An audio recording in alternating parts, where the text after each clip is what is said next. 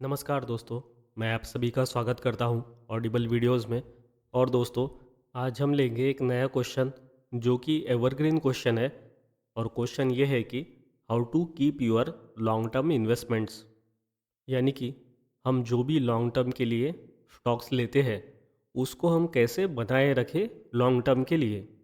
सो दोस्तों, बेसिक तो आपको ऑलरेडी पता है कि जब भी हम इन्वेस्टमेंट करते हैं उसकी टाइप्स होती है। एक तो शॉर्ट टर्म इन्वेस्टमेंट होती है और दूसरी होती है लॉन्ग टर्म इन्वेस्टमेंट। सो आज हम जो बात करने वाले हैं वो सिर्फ लॉन्ग टर्म इन्वेस्टमेंट की बात हो रही है। तो दोस्तों, हाउ से पहले हम देखेंगे व्हाई, यानी कि हमने लॉन्ग टर्म इन्वेस्टमेंट जो होती है वो क्यों रखनी चाहिए। सो दोस्तों, लॉन्ग टर्म जो इन्वेस्टमेंट होती है वही आपको एक्चुअल में पैसा बना के देती है। और उसका जो रिटर्न होता है वो अनइमेजिनेबल होता है। यानी कि आप किसी भी स्क्रिप्ट में अगर बाइंग रखते हैं लॉन्ग टर्म के लिए, अगर वो अच्छे से वर्क करे, यानी कि आपका स्टॉप लॉस हिट ना करा दे और वो अगर चलती जाए आपके फेवर में, सो दोस्तों वो कितना रिटर्न दे सकती है ये कोई भी पर्सन कभी भी गेस नहीं कर सकता। और दोस्तों, लॉन्ग टर्म इन्वेस्टमेंट ही आपको एक्चुअल में बहुत बड़ा जो गेन होता है वो दे सकती है।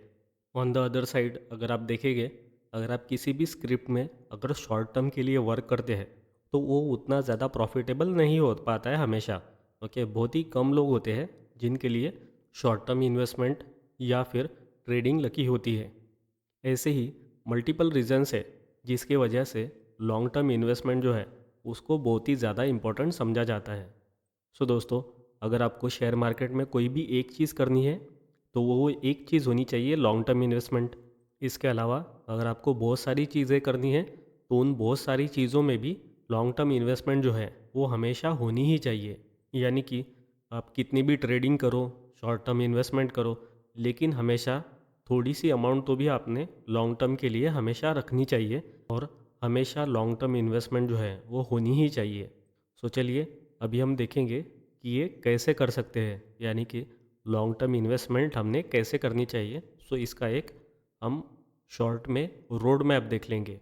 सो सबसे पहली चीज़ आती है दोस्तों सिलेक्शन, यानी कि हम लॉन्ग टर्म के लिए कौन से स्क्रिप्ट को सिलेक्ट कर रहे हैं। ये सबसे इम्पॉर्टेंट हो जाता है क्योंकि ये सबसे पहली स्टेप है।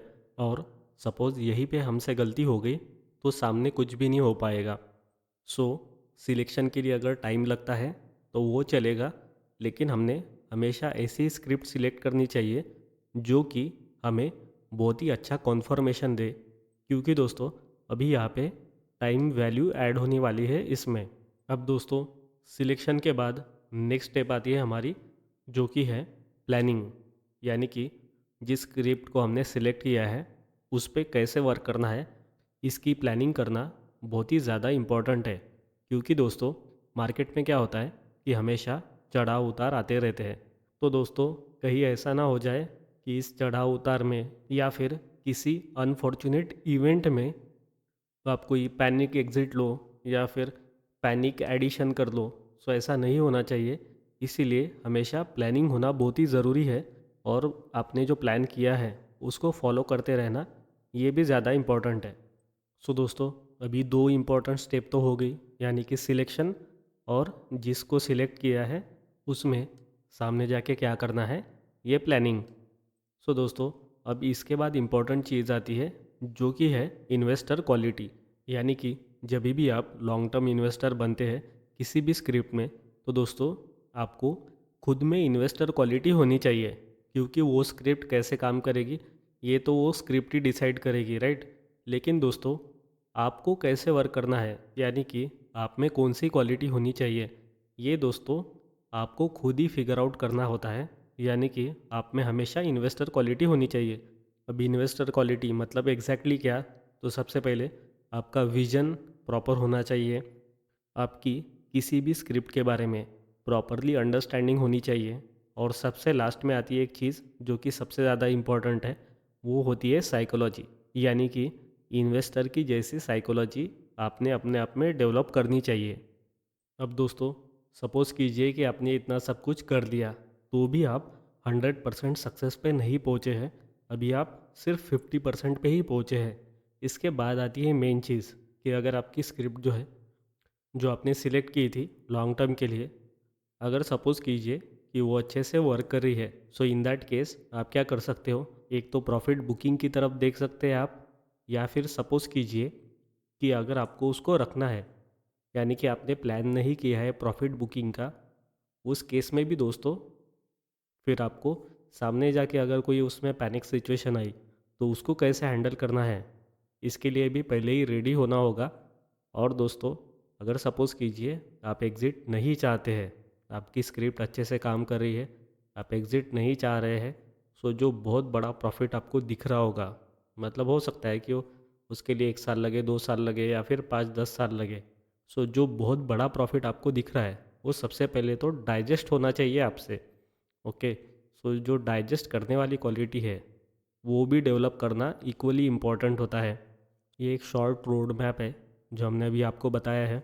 इसके बाद दोस्तों और एक चीज़ इसमें ऐड होती है जो कि फाइनल स्टेप होती है।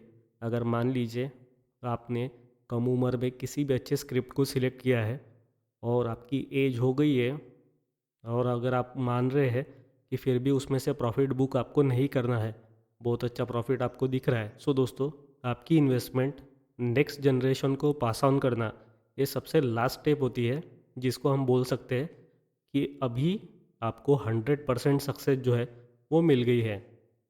उसके बाद उस स्क्रिप्ट का क्या करना है वो आपकी नेक्स्ट जनरेशन डिसाइड करेगी।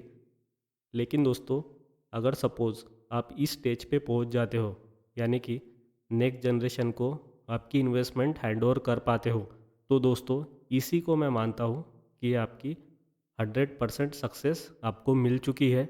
उसके बाद भले आपकी नेक्स्ट जनरेशन है वो उसको किसी भी वे से यूज़ करें, ओके, उसमें से पैसा निकाल लें या फिर उसको रखें। सो ये होती है लास्ट स्टेप।